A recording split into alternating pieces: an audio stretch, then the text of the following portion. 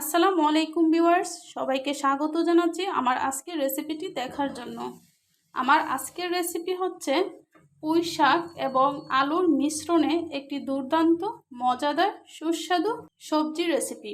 আমি পুঁই শাক আলুর মিশ্রণে আজকে আপনাদেরকে আমি এমন একটি সবজি রান্না করে দেখাবো যে সবজিটি খেলে আপনার পরিবারের সবাই আপনার সুনাম না করে পারবে না। আমাদের পরিবারে অনেকেই আছে যারা পুঁই শাকের সবজিটি খেতে পছন্দ করে না। তো আজকের এই প্রসেসিংয়ে যদি আপনি সবজি রান্না করেন তাহলে আপনার পরিবারের যে কেউ খেয়ে আবার দ্বিতীয়বার খেতে চাইবে। তো আমার এই সবজি রেসিপিটির জন্য আমি 1 কেজি পুঁই শাক নিয়ে নিয়েছি, আর 1 কেজি পুঁই শাকের সঙ্গে আমি 2টি আলু নিয়ে নিয়েছি মাঝারি সাইজের, এরকম লম্বা লম্বা করে কেটে নিয়েছি। প্রথম চুলায় একটি পাতিল বসিয়ে দিব। তো ভিউয়ার্স দেখতে পাচ্ছেন আমি চুলায় একটি ফ্রাই প্যান বসিয়ে নিয়েছি। দেন আমি চুলাটাকে জ্বালিয়ে নিয়ে প্রথমে আমি কি করব, এই পুঁই শাকগুলো পাতিলে দিয়ে পুঁই শাকগুলোকে প্রথমে সিদ্ধ করে নেব।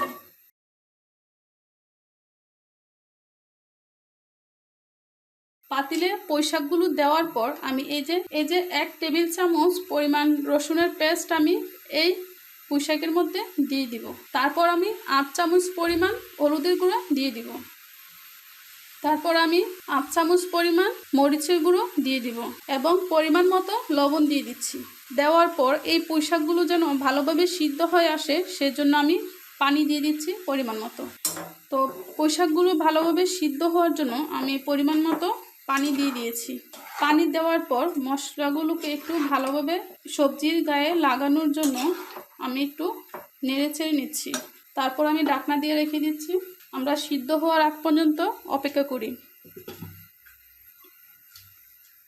পরিমাণ মতো হলুদ, মরিচ, লবণ এবং রসুনের পেস্ট দিয়ে আমরা এই পুঁই শাকটাকে সিদ্ধ করে নিয়েছি।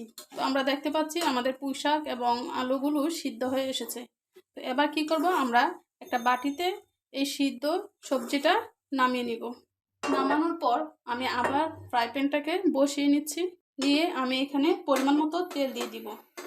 এবার আমরা তেল দিয়ে তো সবজিগুলোকে বাগার দিয়ে দিব।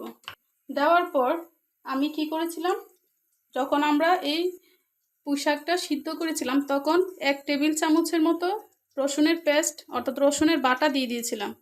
তো এখন কি করব, আমরা তেলের মধ্যে এই যে ছোটো সাইজের আমি 1.5টা রসুন এখানে কেটে রেখেছি, আমি এটা এখানে দিয়ে দিব। তারপর আমি দিয়ে দিব পেঁয়াজ কুচি, সাথে আমি দিয়ে দিব কি 3টা শুকনা মরিচ। তো যে ঝাল বেশি খেতে পছন্দ করেন সে শুকনা মরিচের পরিমাণটা আর একটু বেশি দিবেন। তো আমি 3টা দিয়ে দিচ্ছি। দিয়ে আমি ভালোভাবে নেড়ে ছেড়ে রসুন পেঁয়াজটাকে লাল লাল করে নিব। তো আমরা দেখতে পাচ্ছি আমাদের রসুন পেঁয়াজগুলো লাল লাল হয়ে এসেছে। তো এই পর্যায়ে আমরা কি করব, সিদ্ধ করা পুঁই শাক আলুটাও এখানে দিয়ে দিব। দেওয়ার পর আমি ভালোভাবে তেলের সঙ্গে পুঁই শাকগুলো মিশিয়ে নিব।